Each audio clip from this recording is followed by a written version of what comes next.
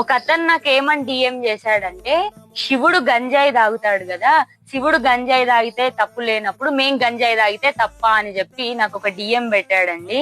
చూడండి, శివుడు గంజాయి తాగడు. శివుడి నోటిలో ఉండేటువంటి ఆ పీక వంటి పరికరం పేరు సింగి. అది ఒక సంగీత వాయిద్యము.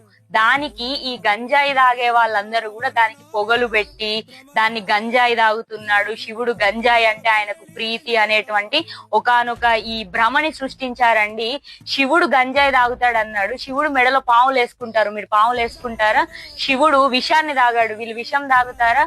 అలా చెయ్యరు కదా. అంతేకాకుండా అఘోర రూపం కదా శివుడు. శివుడు అంటే ఘోరము, అమ్మో అఘోరము, వాళ్ళు చాలా భయంకరంగా ఉంటారు అని చెప్పేసి కూడా అన్నారండి. చూడండి, ఘోరము కానిదే అఘోరము. ఎక్కడైనా ప్రమాదం జరిగితే ఘోరం జరిగింది అంటారు కానీ అఘోరం జరిగిందని అనము కదా. అంటే సృష్టి మొత్తము నిర్మలంగా, మొత్తము శివస్వరూపంగా, చీమకు కూడా హాని చేయకుండా ప్రశాంతంగా అఘోరమైన జీవితాన్ని, ఘోరము కాకుండా అఘోరమైన జీవితాన్ని గడిపేటువంటి వ్యక్తులే అఘోరులు. వాళ్ళు శివస్వరూపులు.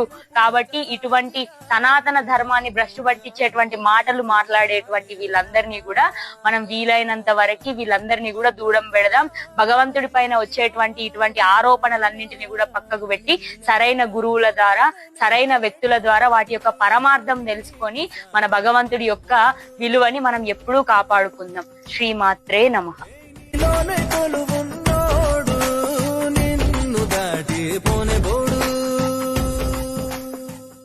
వెంకటాచలపతే